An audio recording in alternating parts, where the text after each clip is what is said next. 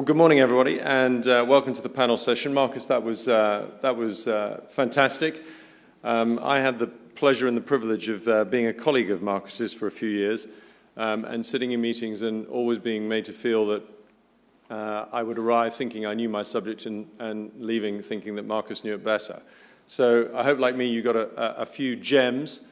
One of the gems that I took away, somewhere deep in the Informa portfolio, we have a group of consumer shows. We're not really a consumer business, we're a B2B business. We have a group of consumer shows called Fan Expo. We have about 14 of them, which essentially pivot around the eternal fascination with Star Trek. Most recently, we had a huge show in Canada, in Toronto, where you can have an engaging conversation with every character from the Star Trek show, who will tell you what Marcus just told you, which is the future was predicted 35 years ago, and if only we'd listened, we would have all worked it out earlier than we did. Now, this is the panel session, Ovum's very own mastermind.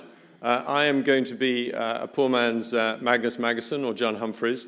We're joined by a fantastic panel today, and I'll just give you a slight sense of who we've got, and then we'll get into questions. This session lasts about 45 minutes.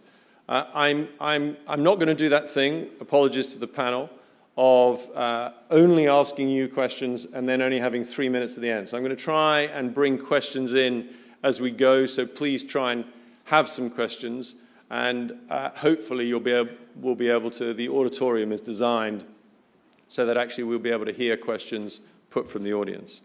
But I'm just going to introduce the panel as we go. So starting on my right, on the far right, Anne, who's the Group CEO of the Iron Group.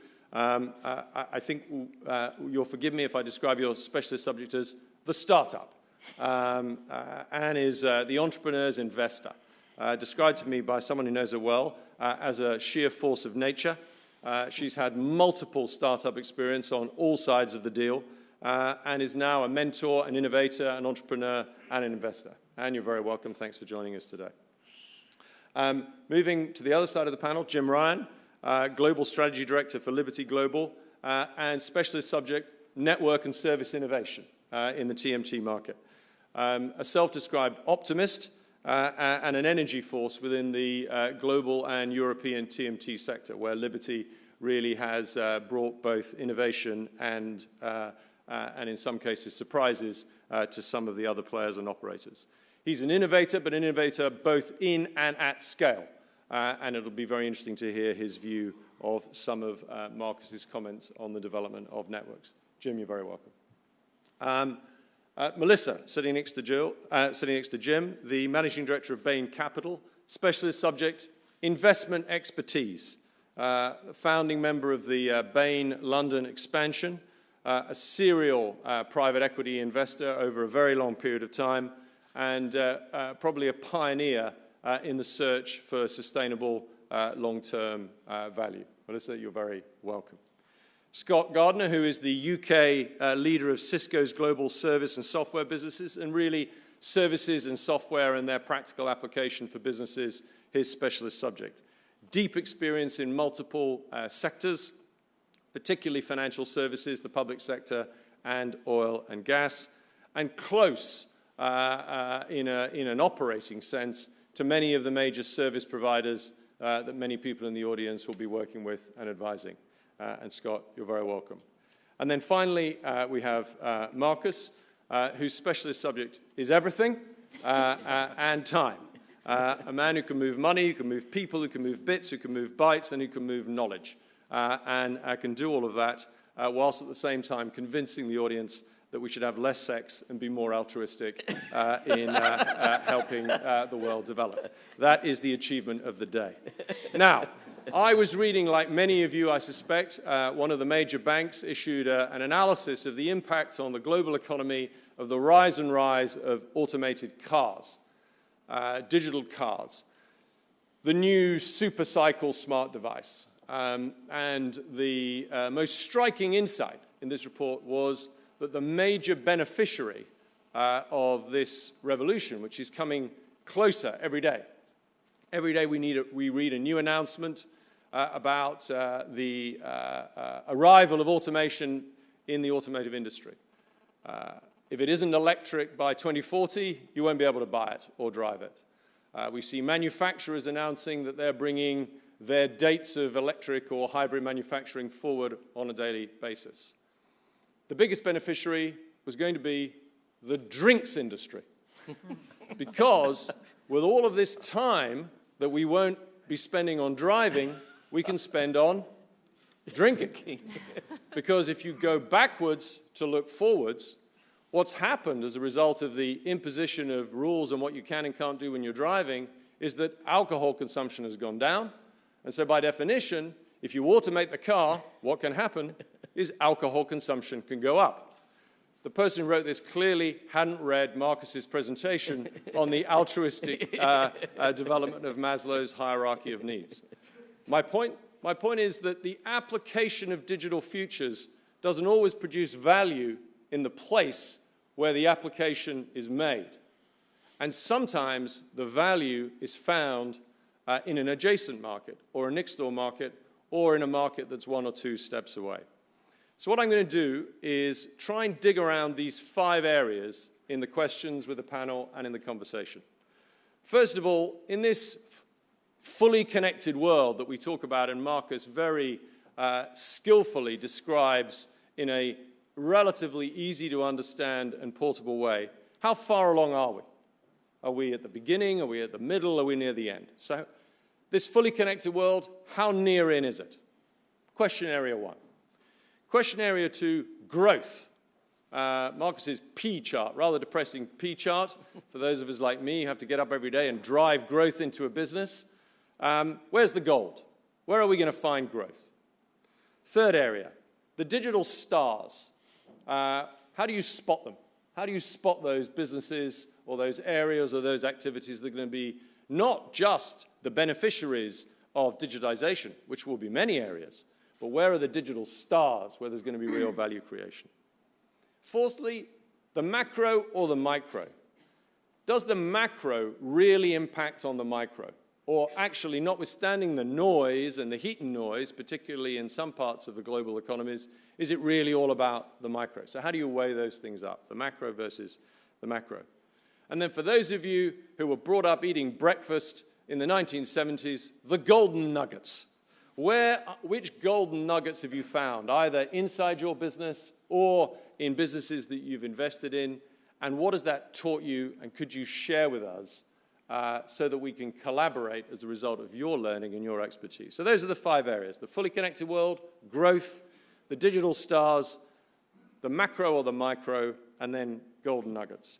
But I'm going to start with an opening question, if I can move to my mastermind chair, which I'm going to put to Melissa and Anne, which is, if you look at the world through the lens of the equities market,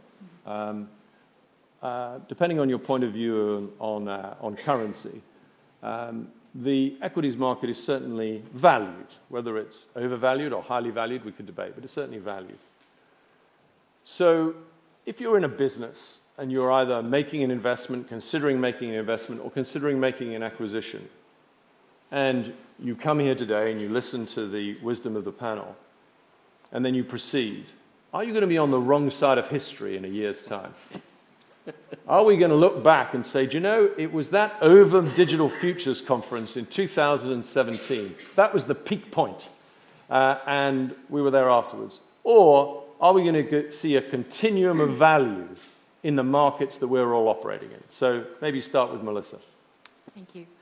I think it's a fantastic question because we have that active debate right now. And I think if you're in the investing world, you have to ask yourself, where are we in this cycle, and how are we thinking about valuation at this point? And one person's perspective is that we've had a lot of very easy money come into the market, largely central bank driven on both sides of the Atlantic now for 8-9 years. Now at this point, equity valuations, like many other asset valuations, are in a slightly different place than most rational thought would be. If you were to look at traditional growth, PE metrics, we have blown through all of that. And different from the last cycle, this is not fueled by debt. Last time around in 07, 06, you could see the leverage markets become very, very sort of hot. And active, they're hot again, like in any other asset class, but this cycle seems to be driven largely by equity valuations. A lot of that comes from just very, very loose monetary policy. So in that type of environment, we are still in the investing business.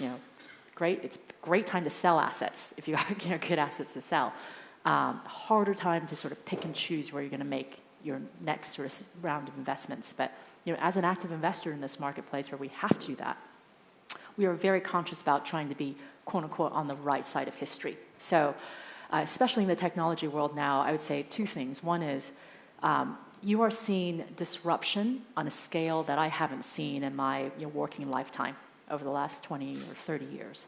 And before, you're seeing, you historically have seen trends impact one or two sectors.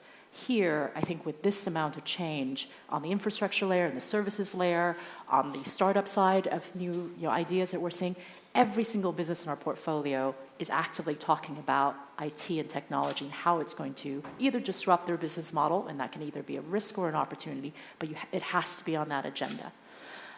So it's a much wider application across all industries that we're seeing right now. And the second is, and back to your question, I think we tend to really focus around the megatrends, and I think that's probably where we would stretch and pay up for these type of businesses and industries today. So a couple of big megatrends to think about in mind. One is just what's going on the infrastructure side, migration to cloud. I think the US may be probably about 3-4 years ahead of where things are in Europe, but it's clearly a global phenomenon. It's going to bring down the scale of the investing that's gone in by the hyper cloud providers means that it is going to impact all of our lives. Whether we're consumers of it, whether we're business leaders of that, you have to think about that. Security comes right on the back of that. All these different endpoints, all these different devices, everything up in the cloud. How do you think about security, authentication? How do you get yourself in those chains where it becomes critical? That's another big megatrend we think about. What's going on the consumer level?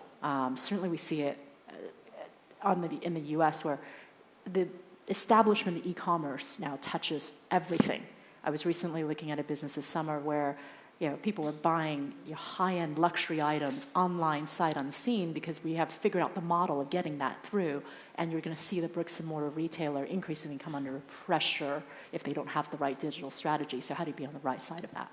Okay, so I would say, putting words in your mouth, a cautious optimist, and the markets we're operating in, maybe they're different. Anne? Yes, I have a very different perspective. I've been in startups since 2000, so I've seen the boom and bust cycle of the startup space continuously, right? And we always go from over-evaluation to undervaluation to overvaluation. And you're right, there's almost too much money right now in the market. So if you take a space like the fintech space and some of the valuations, they make no sense. They make absolutely no sense. If you look at some of the operators that fundamentally are just payment providers, they'll be valued as if they were big innovation companies when in fact they just move money around, which we've been doing for years.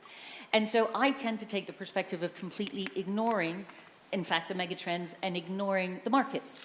And looking at the businesses that you're building and looking at the time frame to build a business. And that's another problem is we've been into cycles where we think a business gets built in 3 to 5 years. That's not the case. A real, true, innovative company might take 5, 10, 15 to build.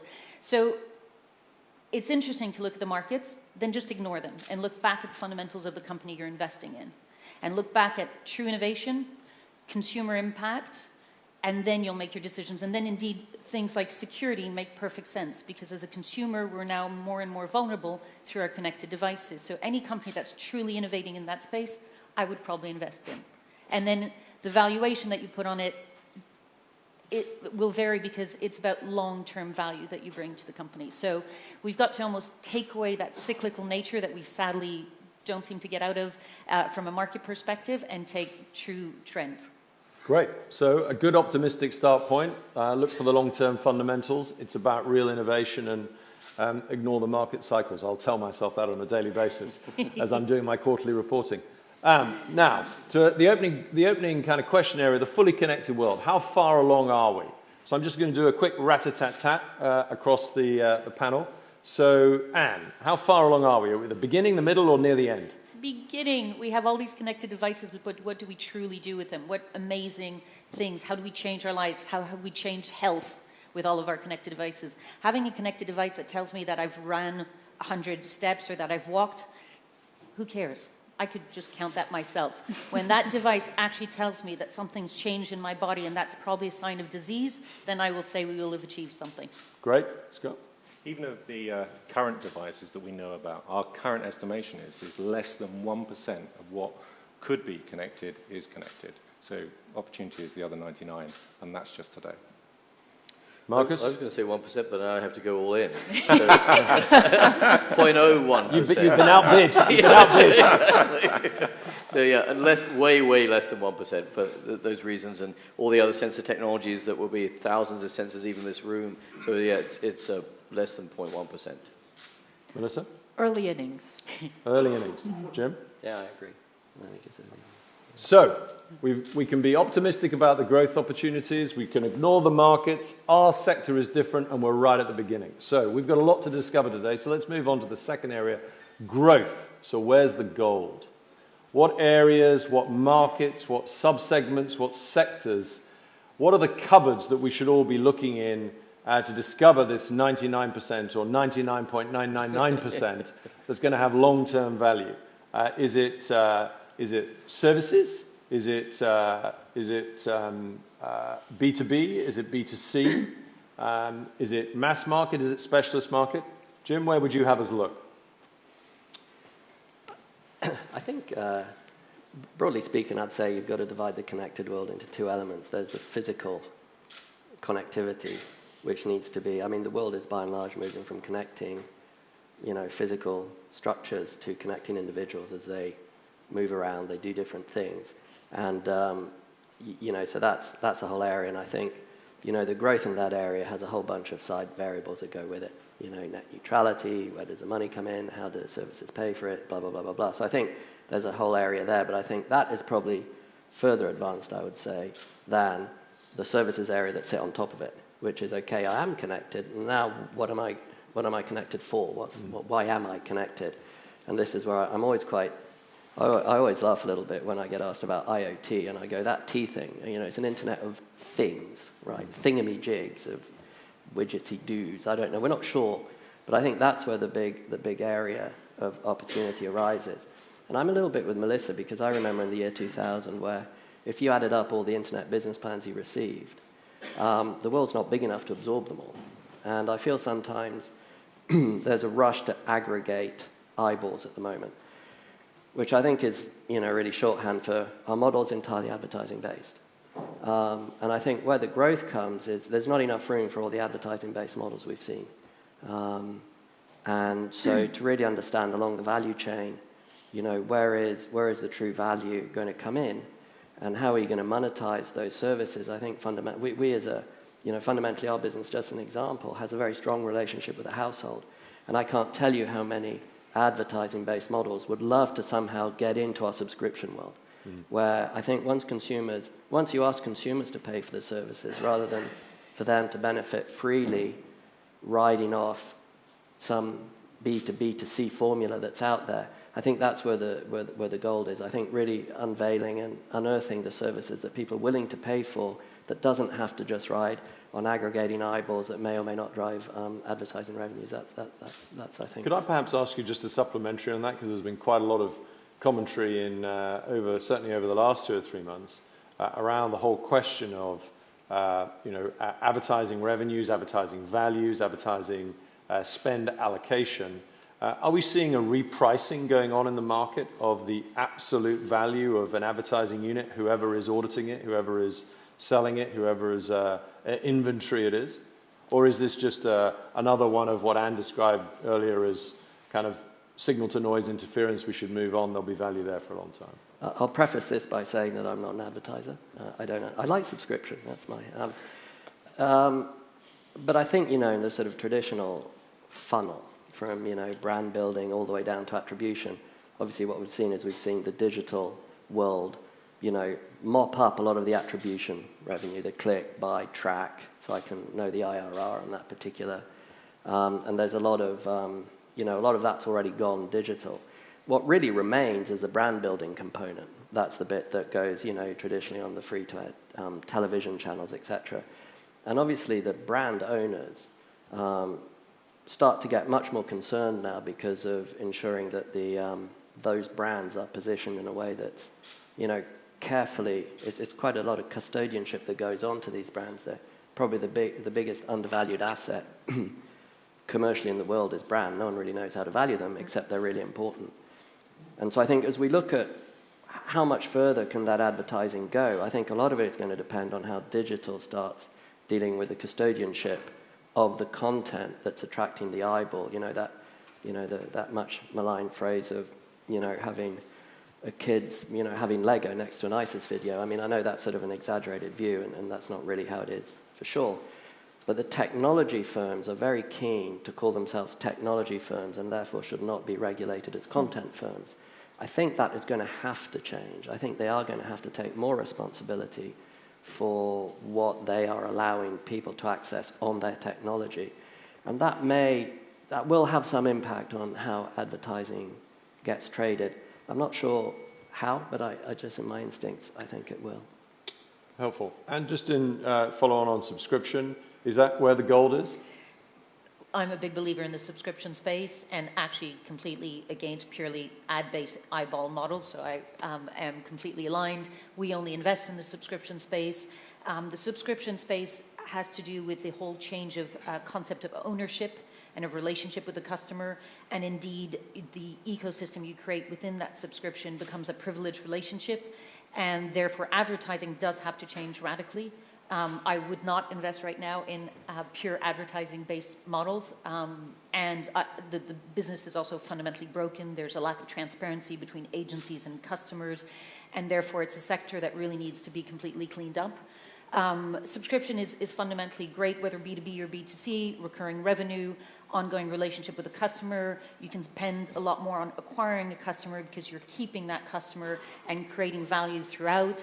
So whether B2B or B2C, and you can see it actually, Zuora does an index every year of how much overperformance there is in the subscription space versus the normal market.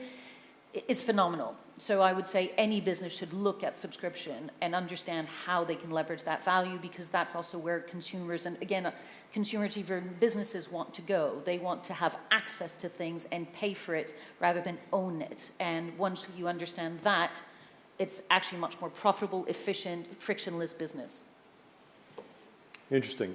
Scott, sectors, where do we go looking then for the gold? Which are the, Jim said earlier that it's about, the internet of thingy-majigs. Where are the thingy-majigs going to be? Which sectors are the most interesting? So the honest answer is we don't know, right? But what you can do, I think you can look between finding good businesses and looking at the megatrends and find where there is gold in there for you. Whether it's the gold rush of the 1860s or whether it's eyeballs now, there are common trends that you can say. A lot of people dug for gold, not everybody found it. There was a lot of money to be made in selling picks, shovels, and equipment around the gold rush. And I think when you look at those megatrends, there are elements that I think are the modern picks and shovels, which are security. Security has to work as more and more things come connected. Some of the ways that we have done things historically of allowing anybody to connect to anything, irrespective of who you are and what you are doing, has to change. So identity starts to look like an interesting area where there's money to be made. And again, I completely agree with the point of it's going to become more subscription-based, because protecting your personal identity, protecting your personal security will become more important in a hyper-connected world, and therefore looking for opportunities around monetizing that is an interesting area for us to think through. So my answer to it is the gold is in possibly some of the more oblique areas to the mega trends, rather than necessarily directly in going and digging for it for yourself first time out. And Melissa, have you spotted any of those more oblique areas that you can let us into the Bain secrets of? Well, we've been active investors in security, especially on the software side. I think oftentimes there's a lot of hype with a lot of the new ways of thinking about and tackling the problem.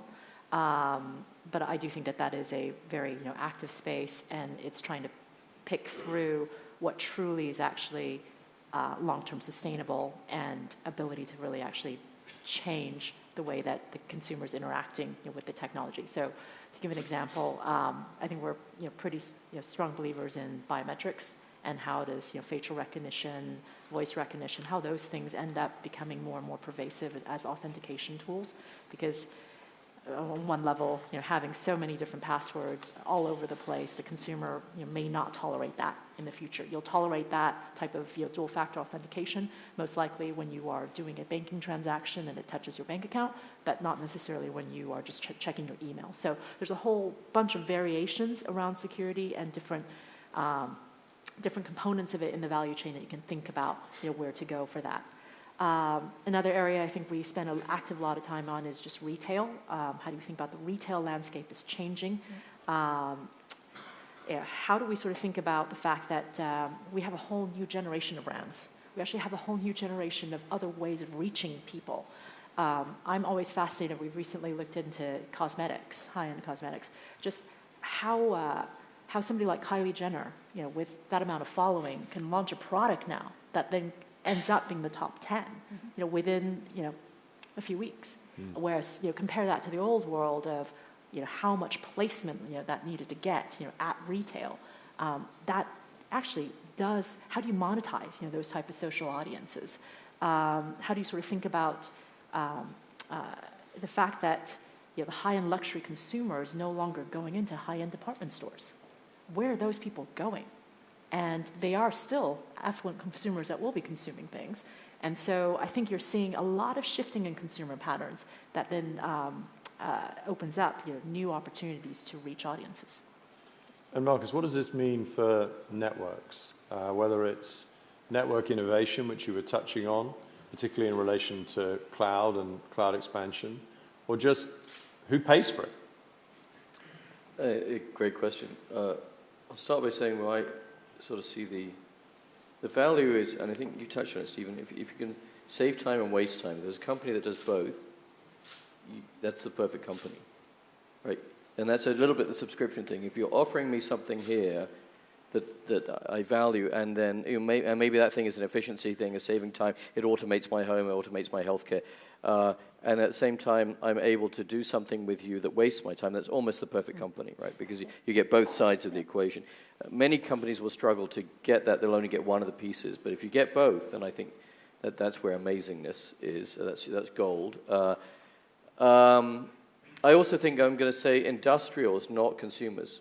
And I'll explain that a bit. I consider sort of a Fitbit type device, in the end, useless if it's not tied to the industrial healthcare service. Exactly. So that's a subscription thing coming back in. So and think of that as both ends of the deal. You've got the device measuring and you've got the service. I think that's the other way of saying it. So you have to own both sides of things. The question then about networks. Well, networks, as I said, have a role in devices because they're either actually going to allow those devices to connect and secure those devices, or even take some of the device functionality and host it locally. So I think there's a role there. Networks and cloud come together because, in fact, the networks are virtualizing. And the only way to virtualize a network is actually to build an edge cloud which has high performance, low latency. So networks will have clouds very local that they can use for themselves as well as hosting these other applications. So I think that's sort of the value. They'll be in the analytics and the security function and the application function because they're building these clouds that are local.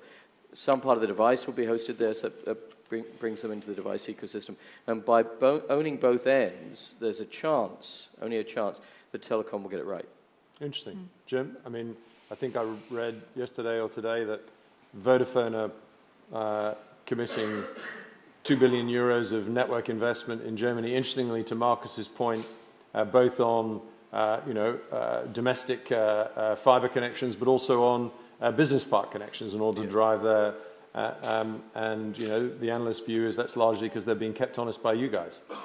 So what's the network service provider's view of how do you invest to find the gold and do you get a return? Well, I think Vodafone's move in Germany is a massive endorsement of what we took to the market 3 years ago, because that's our strategy. We're going to invest in continuing to deploy high-speed networks, because a lot of what we're talking about needs. It's not a particularly sexy place to be, you know, in this CMTS. What does that even mean, right? But it's kind of important. And you know, what's the latency of your network? Well, it's kind of important. If someone's having a heart attack, it can't take a long time to get to the cloud to figure out that he's had a heart attack. It's got to get there pretty damn quick. So I think speed, but increasingly latency, actually, and consistency is because, you know, with our consumers, yeah, they like speed. Of course they like speed because speed's important, but the game is like latency. So I think there's that piece is becoming very important. I think the second thing that's becoming very important is we used to have a very clear distinction between fixed line and cellular, right? Your fixed line is when your phone rang at home or at the desk, and then cellular was everything else.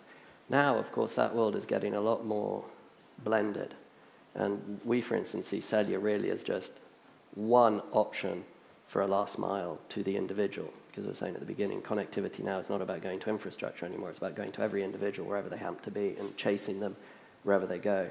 There, I think there's still work to be done. The seamlessness, the way a cellular and a fixed line hand off, the way Wi-Fi and cellular hand off is far from complete. So I think there's work to be done.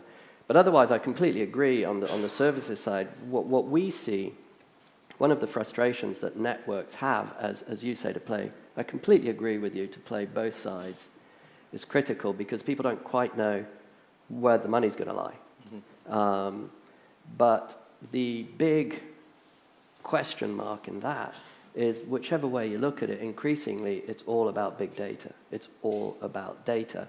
And how that evolves, regulation is going to have a massive impact on how quickly, at what pace, and with which boundary that's going to allow acceleration. We, for instance, get very frustrated because we, as a network infrastructure player, are regulated in a way where we're not allowed to mine exactly the same data that Google or Facebook are mining with exactly the same individual. We're not allowed to. They are allowed to. So there's a huge boundary that's automatically put around what the network person can do with data that's exactly the same data as the Google guy's allowed to do or as the Facebook's. That's just an example. So I think that is going to be an area that will have influence on when you go looking for this pot of gold. I think the pace and speed at which these services are allowed to develop, a lot of it's going to be around regulation of data because that's really what's driving a lot of this. Anne, do you want to come in? Completely agree on the data front. One of the most interesting exercises to do is to put a bunch of millennials and hackers together and to just let the hackers tell you how they can punch holes through any infrastructure. And that shows you the value of data and also how dangerous and fragile that data is. And I encourage you guys to do that. Literally sit with them and proper hackers who are comfortable hacking in front of you.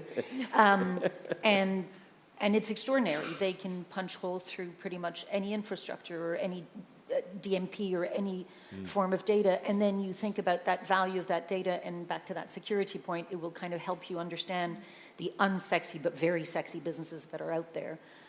Because there are tons of them that indeed, as you said, don't feel sexy, but in fact they're incredibly relevant. And I would totally invest in those. Those typically have very long-term value, the unsexy but really sexy businesses. Well, let's dig down a bit on that. Let's talk about the digital stars. So against that backdrop, what are the 3 key characteristics that you've identified or you've seen or you've experienced in the businesses or the ideas that are best equipped to be able to take advantage of the 99.9% of onward opportunity? Anne?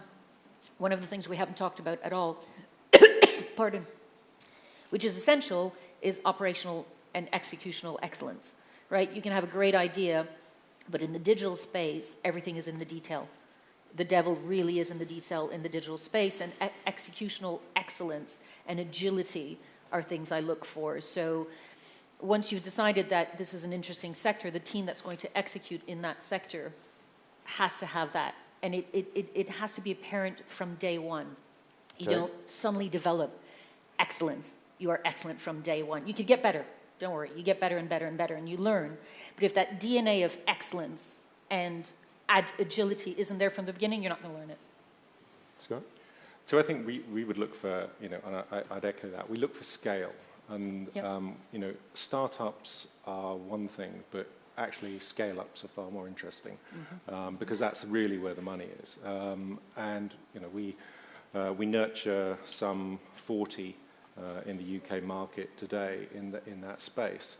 And what we're looking for is an ability to understand their business and understand the scale that it's going to go and take with them the operational methodology that's going to drive it. Particularly interesting right now is in the customer journey around the applications.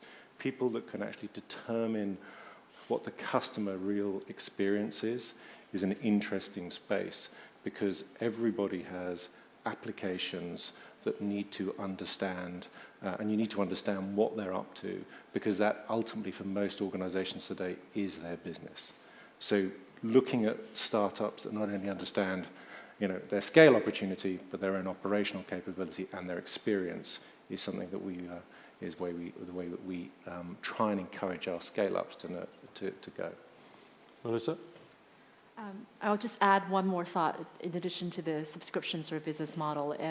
We love those, but more importantly, I think we love those when they come with pricing power. I think one of the things that we haven't touched upon is in a lot of the spots where technology has disrupted or touched, fundamentally it's been a deflationary impact on a lot of segments that we look at. Granted, because we're driving more productivity, driving more efficiency, driving more automation.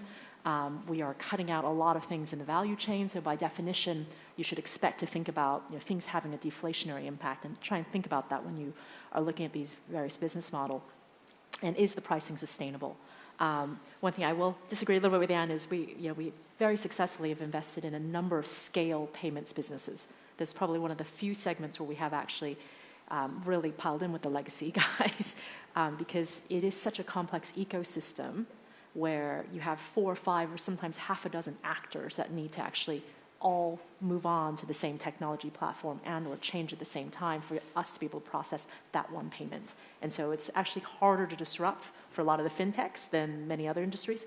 And what we love about those type of payments businesses is oftentimes you have pricing power. And they are subscription business models, they're on contract renewals, but you are able to actually probably, if you are providing enough value-added services, be rewarded for that with above inflation price increases. And I think that's just another thing to think about. Interesting. Jim?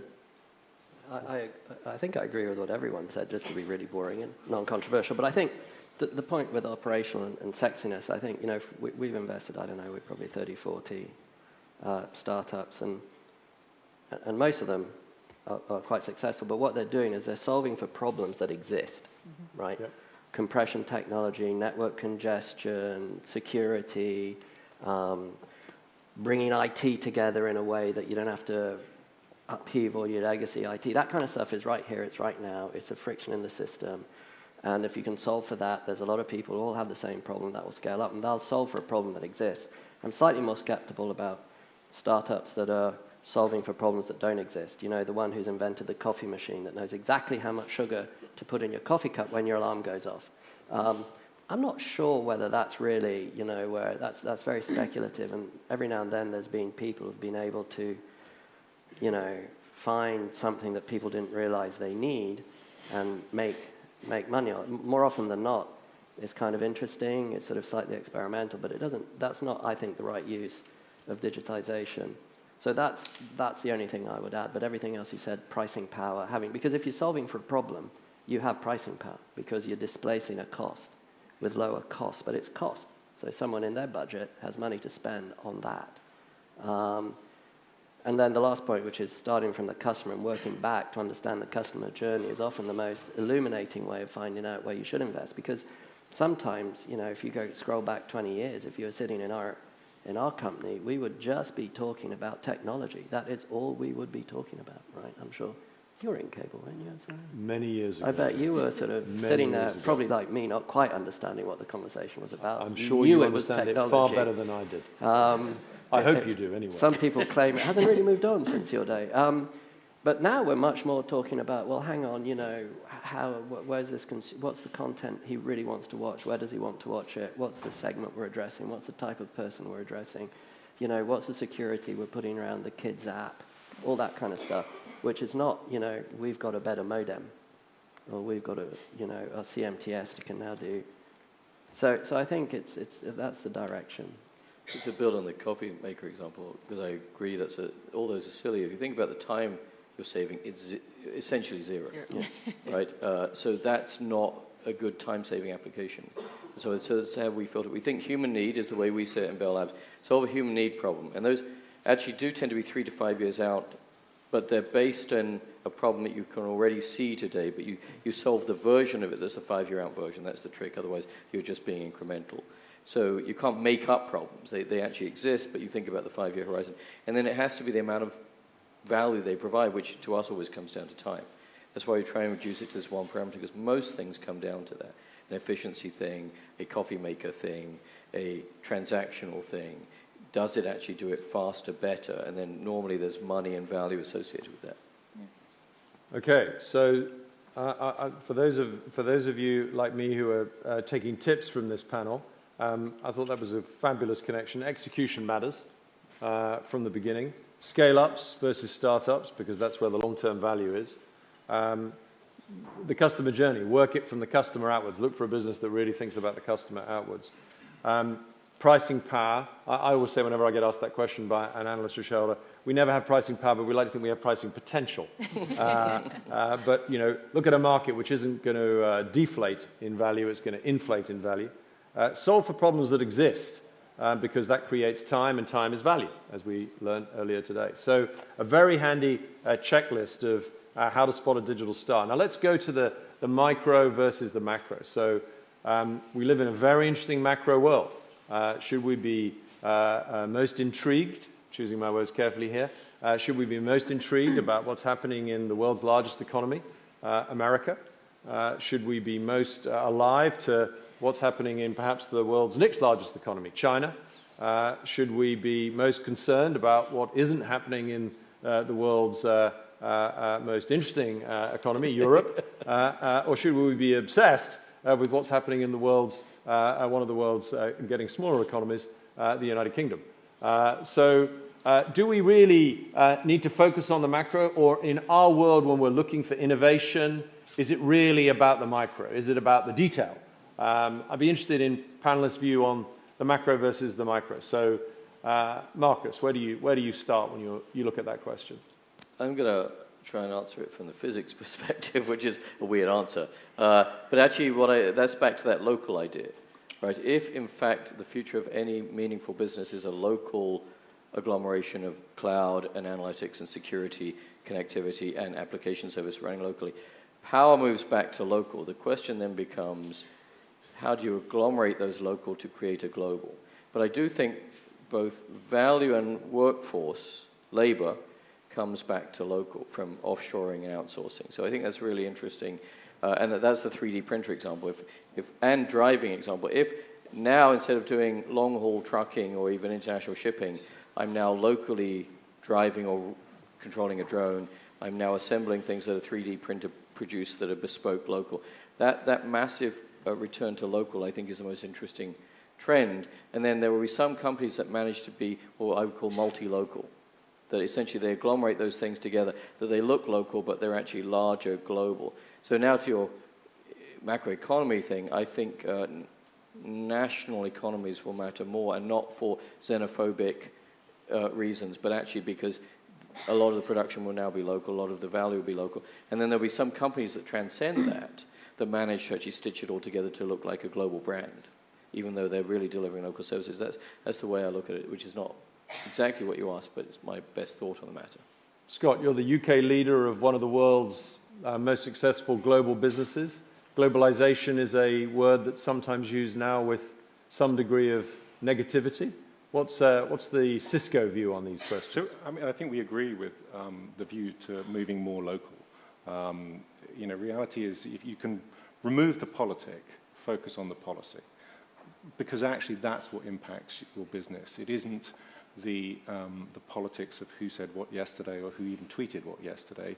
It is the policy which you have to operate your business and framework within. So if we have Brexit, if we have a hard border, you know, people have to manage local logistics. Right? It's a simple policy response to physical business response to a policy change. But I think you can expect to see local becoming more and more active right across all elements of the technology sector, because data and ownership of data and aggregation of data are becoming increasingly sensitive subjects, both for governments, policymakers, as well as individuals. And I think the reality is, as more and more people look at that, that will drive a local response versus a global one. And as we are having this conversation here in London, are you an optimist about the opportunities in this local market? I think Brexit focuses the mind. Whatever your view on of the merits of in or out, it focuses the mind of businesses and politicians. Pre-Brexit, there was no digital strategy for the UK. We have a digital strategy. There wasn't an industrial strategy. We have an industrial strategy. And you can take your own views on whether they're the right ones or not, but at least we have one. So I think the focus it provides in terms of what drives the economy is very important. I mean, one of the things it has got people to look very heavily at is the productivity of the UK. You mentioned earlier we're a shrinking global economy. That is a function principally of our productivity metrics. And whilst some regions of the UK are very effective, such as the southeast, other parts need support, and they need expansion in terms of their productivity metrics. And I think this is an area where technology has a very real part to play. It's in the infrastructure, it is in the support you provide into those areas. I mean, one of my personal treasures is trains. I'm a big commuter. I travel a lot on trains around the UK.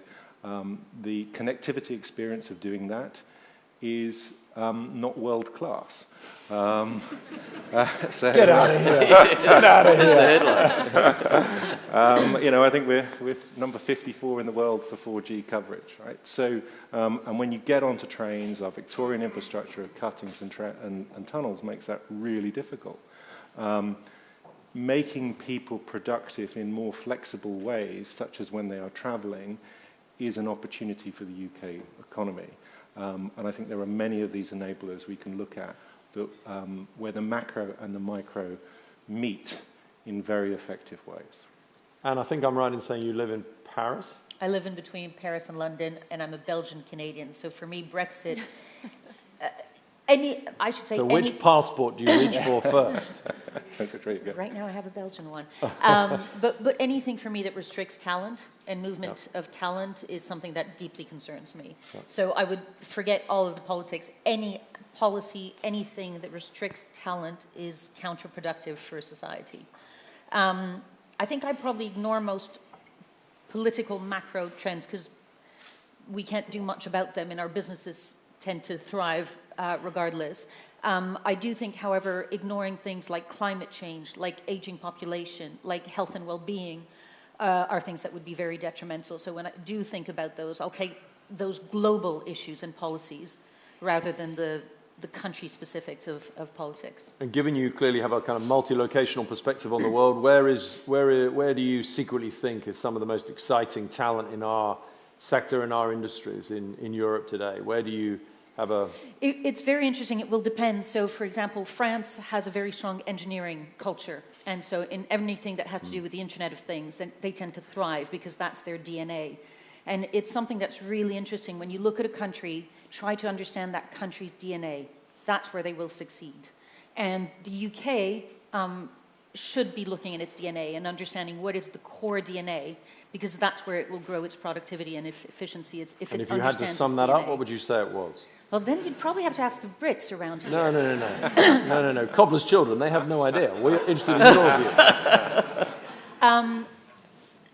Unsurprisingly, I'm going to say financial services and fintech. That is one of our core strengths in the UK. Understanding how we can leverage that for the adjacent industries and how we can transfer that knowledge is very important. Take that one, for example. That is one that has created a lot of the UK economy.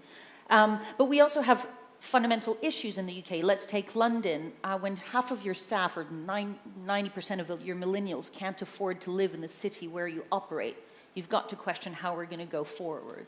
And so I think Britain has a lot of issues to, and it's not just the UK, right? Paris is becoming unaffordable as well for its teams. And then the commuting issue, all of those societal issues have to be considered because, again, a productive society is one where talent flourishes and where talent feels that they can live effectively and happily. And I think as we consider workforce and the happiness of a workforce, which is absolutely critical to our success, we need to understand that we can only consider the happiness of our workforce if we understand the societal barriers to that happiness. Interesting. Jim, the clues in the name, Liberty Global. Liberty Global Local. I didn't understand your question. By macro and micro, do you mean where should a business be focusing? Or if you're making investment decisions in digital futures, when you're weighing up the priorities, do you put more store behind the macro trends or the micro opportunities? Oh, I see. Okay. Well, both, I mean, to be honest, because, if we're talking geographic locals and macros, I guess it depends. You know, Slovakia is small, and if you're in Slovakia, and you want to be a startup, your local domestic markets probably you need to have bigger horizons than Slovakia. If you're the US, unsurprisingly, you are a global market. You're 25% of the world economy, and I'd say that should be enough for starters, right? And China's probably locked you out of theirs. And India's pretty tricky. So I would say America's a pretty good place to be local from a geographic perspective. We sort of see ourselves sort of doing both because I completely agree by your talent mobility, by the way, and your point. UK's biggest issue is productivity. That is its issue, and everything that everyone talks about boils back down to if you can only make 2 shirts an hour and you've only ever made 2 shirts an hour, you won't grow when other markets are making 2.5, 3, 3.5, 4.5 shirts an hour. So mobility of labour is fundamental because that brings with it the productivity because you bring the innovation with the talent. But I think what we then do is we peel down a layer. So on one level, yes, we need to see global trends in terms of how people are consuming product, global trends on how people are becoming increasingly impatient, your point on time, etc. But on the other hand, there is another trend, which is people are increasingly seeking identity. Mm-hmm. They're increasingly wanting to understand, who am I in this global world, you know? And so actually they're quite keen to see a gritty drama about Manchester. They don't care about Game of Thrones, a little bit, but... so I think as we leverage digital, we have to remember that at the end of all of this stuff, there's an individual who has a culture, who has a language, who has an ethos, who has parents who have probably bred into them certain things, certain ethics, and we have to be sensitive to that. So we can't allow digital to ride roughshod against all of that in the search for scale, because actually local identity is really, really important. So I think in that sense, we have to make sure we keep reminding ourselves of the fact that people are individuals. They're not a function of gigabits and bytes and bits. And that's where we very much focus. We have this bifurcated strategy where we'll partner with the global and we'll really try and affiliate ourselves and have an affinity towards the local sensitivities. Very perceptive. Melissa, any views on this subject? You know, I was probably thinking about this question from an investor hat on, and you know, one of the beauties about being a private equity or a startup investor is you get to pick, you know, what you want to be involved in, and in some ways, you know, you're always a bit more of a micro investor. But you know, I think these days, rounding back to what we started off this panel talking about, which is just valuations are so high. I think what we tend to try and look for are situations where, you know, it's not just one lever that you're backing. You're backing 3 or 4 or 5 different levers. And ideally, you love to have the macro go with you because you're part of either a good, you know, attractive end market and or a mega trend. But increasingly, you also would like to have some efficiency, operating levers that you can pull on as well into that deal so that ultimately you're relying on 3 or 4 things. Because with things being so uncertain, I don't think any of us here have a crystal ball as to where the globe may look, even in the next 2 years, let alone where technology may take us. Not all of these levers are going to play out. So I think just trying to keep optionality when you're making these investment decisions, how do you sort of create the maximum number of optionality going in and also maintaining that, you know, within your investments, I think is a pretty critical one. Fantastic. Now I'm going to throw it open to some questions, and then I'm going to come back just to wrap it up and ask each of you for a single golden nugget of advice. As we all seek to pursue our digital future, what last thought for the day would you leave people with? But does anyone in the audience have a question that they'd like to throw at the panel around any of the subjects we've discussed? Where's growth? How do you spot a digital star? Does the macro matter more than the micro, or are they both equally important? I've got a question here in the front. Hi, Scott Gardner from telecoms.com. The panel of very smart, influential people here, and thousands like them, have a massive vested interest in these tech megatrends progressing. So why aren't they going quicker? So why aren't they going quicker? Indeed. And feel free to answer quickly. Me? No, I'm the chairman. Jim, why aren't they going quicker? Well, I suppose it depends what pace you want us to go. I'd say there's two or three things. Back to the point, you don't want to run ahead of yourselves and try to solve for problems that don't exist. I don't think any shareholder will thank you for that. So I think you need to pace your innovation with the rate of demand. Secondly, I think for many, I would say more infrastructure-based type companies, whether you like it or not, you bring with you 50 years of legacy investments that all need to be, because the thing that's going to annoy you personally the most is when you phone up the call center and they've got your bill wrong, or the IT's not working, or you're on the phone for an hour or two. And that's not because people aren't aware of the fact they'd quite like you to be able to have your phone call answered, problem solved within 30 seconds. It's just there is a behemoth of stuff behind that's dragging along with it. And so I think the rate of change as you digitize, which is basically move IP and get out all of that system, is a transmission issue, but the intelligence issue resides in the IT, and that all needs to be done in a way that works heavily. We all saw what happened to TalkTalk. We've seen what's happening to. So I think that has to be done correctly. And then the third thing is I think that we need to change at the pace that our consumers can accept, not the pace at which the leading techies have invented a new product. Something as basic as, I'll give you an example in our specific field, if we change one EPG slot, our call centers get flooded. So you might say, do away with EPGs, that's all old world. You personally might say that, but actually there's a hell of a lot of people who quite like EPGs. I'm just giving you a random example. So I think those three things need to be borne in mind. I'm old enough to have launched that EPG. Scott, so why isn't it going quicker? Is it the systems are clogging up the speed of innovation? So I agree with the points being raised, but I think the other thing you have to think about is skills. Skills is a big function for absorption. We definitely have a skills shortage in a number of the technologies that we're talking about, and reality is you can't buy enough people for enough money who are really capable of doing the work that needs to be done. Something we should all care about, particularly in that productivity context we talked about before. Skills. Anne, how do we make it faster? I think we're going pretty fast. We have never seen change go as quickly as it does. And I'm a startup person, and even I kind of sometimes go, we need to slow down a little bit. But the impact of that change is too slow. So there's lots of change happening. But before it makes an impact on our lives, on consumers, that I agree. There's so many barriers to the impact. And I would not focus on the speed of technology change, but the speed at which we can make impact. Just build on that last chart I had, from the beginning to the tipping point. Tipping point is just when it's visible. Think of it that way. At that point, no one disputes it's a thing and it's moving. That's 30, 35 years. So I think that's the point. We're in that initial phase. Everyone thinks it's not going fast enough, and suddenly we're going to be in that phase. I will say there's one thing, because I live in the US. I obviously came from the UK. Ambition. I think there are different ambitions. China has governmental ambition. The US has capitalistic ambition. India has individualist ambition from sort of wealthy individuals.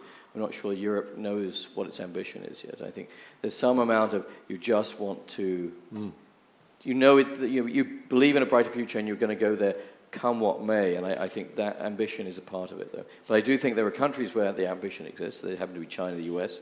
They're sort of habitual, but I'm not sure other countries or continents actually yet follow that. And I think that's dangerous. Because then we force local again, but in the final state, forcing local in this phase changes things radically.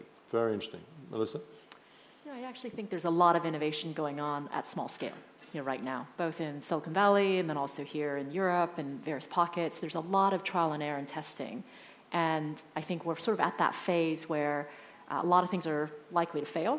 and then some of these things are going to scale. And so we're sort of at that sort of inflection point before we're going to start really feeling, Anne's reference of impact. But where I sit, I think it actually is going to be much more broad-based than the prior tech cycles that we see. The 01.com sort of revolution, the networking revolutions that we've seen in the past in those cycles. Now I think we're getting to a point where it's almost every single industry. And so when some of these things scale, you're going to feel the impact. When Marcus and I used to work together, I had an office in New Jersey, around the corner from where he now presides. And when I was shown to my then office, I had a desk, and then I had another desk in the corner. And I said, what's the other desk in the corner? And they said, we're not really sure. It was a beautiful old piece of furniture. And I went over and I looked at it, and there was a little plaque on it that said, this was the desk used by Alexander Graham Bell when he did the first ever telephone call from New York City to London. And there it was, tucked away in the corner, whereas the main desk, where the day-to-day boring decisions were made, was somewhere else. So what's more important, invention or innovation, and have we got the balance wrong? Anne, what's your view on that? So I love the 3D printer, and it just made me go, bah, when I saw it. It was just so exciting. You're right, we don't get that many exciting moments. I think you misunderstood us, though. We weren't saying we don't invest in startups. You can't invest in scale-ups unless you've invested in a startup. But you look for that startup that can have a scale-up impact. So just to clarify that, because I think all of us invest in startups. In fact, that's all we do. We just hope they become scale-ups and big impact. I don't know. It's true, we don't have that much inventions these days. It's probably not my expertise. I could never have conceived of the 3D printer because I come from the digital world, but I get so excited as well when I see them. I think there are always waves where you invent a set of technologies, you utilize the technologies, then you invent a set of technologies, you utilize them. There's another way of saying it, as Marshall McLuhan said, man invents technology, then technology reinvents man. I think we're in one of those eras where actually new inventions, we work on quantum computing, there's new biological sensing things, there's physiological sensors, there's obviously AI systems. I think there's a whole bunch of invention going on that you just don't yet see that will become implemented in this new era, and it'll actually look like a very techie era, not just a web services era. I agree, the web services era is leveraging previous innovations, and Eric Schmidt and Mark Zuckerberg will admit that. They've just basically been leveraging technologies that were invented 20 years before that and then creating software platforms that run on those. But there's nothing wrong with that. They solved a need, but they weren't actually doing fundamental invention. They've all started fundamental research labs again because they realize they're in that era where we've now exhausted what the previous set of technologies can do. So you invent the next set, and that's, I think, what we're doing. Melissa, is there as an attractive a return in backing invention versus innovation, or is that a false distinction? I think in some ways, our industry and the way that the fund cycle sort of tends to work is, we're probably looking, at a maximum sort of 10, 15-year type of horizon, because we're, usually needing to come into these investments, needing to generate a return within 5 years, and then therefore we're then looking out another 5, 10 years beyond that to make sure we have a reasonable exit. So back to your question, I think that then does, especially for scale private equity investing, tend to drive you towards looking at, how do we sort of think about either, taking something that previously isn't growing, looking to pull a few levers and get it growing again and making it, future-proof, if you will, or looking at something that is already there, and then how do we sort of scale that up? Because I think you're basically reducing that that variability and enhancing sort of the probability that you'll get to return in a defined time frame. Now, I think if you were sitting in a different seat and looking at it either from a VC perspective or a pure seed funding perspective, I think you have the luxury of actually, I think, starting with a more sort of blank sheet piece of paper to sort of think about, what is true sort of innovation. I will say I am very optimistic because I do think, for good and for bad, this tech cycle has created a lot of wealth for a lot of people, many of which, are here as well as in the US. Are you pointing at me? No, but individuals now that are truly actually having the capital to sort of back fundamental change. And so if you were to tell me, 10 years ago that in my lifetime I would see an electric car that I can afford, and that to become mainstream, I would have never guessed that, 10 years ago. When I think about some of the innovation that's going on, in pockets of Silicon Valley, backed by founder entrepreneurs now, that's where I do think you're going to find probably the next set of platforms, not necessarily from the pure financial investors. I'm afraid the one thing, thank you very much, Melissa, we haven't been able to manufacture, despite Marcus's entreaty, is more time. My rapid-fire golden nugget tips. Who wants to go first? Scott. So we've talked a lot about investment. We've talked about it from a monetary perspective. I think the thing we haven't talked about is culture and reputation. When you're looking at startups and you're thinking about innovation, I think that's such an important factor for what drives success long term. Fantastic. So culture and reputation matters as much as the valuations and the tech and the money. Anne, a tip? Common sense. Always go back to your gut and your common sense. If your gut and your common sense says it doesn't feel aligned, it's because it's not. Common sense matters. Marcus? Physics matters. Okay, this is the point where the class empties. That was it. You get my meaning of that, yeah. Physics matters. Melissa? Talk to a millennial.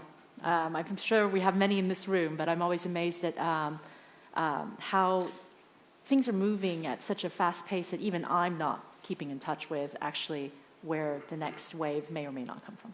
Millennials matter too. Jim, final tip? I think, I don't know if it's your culture point, but give it oxygen. I mean, it's hard. Innovation is hard. And you need to, it's almost harder than not innovating. And so you got to give it time. You got to give it a purpose. You got to give it oxygen. That's a great note to finish on. I don't know about you, but I have learned a lot today. I'd like to say a thank you to Anne, to Scott, to Marcus in particular for not only being on the panel, but also putting some time into the idea of his thought-provoking keynote.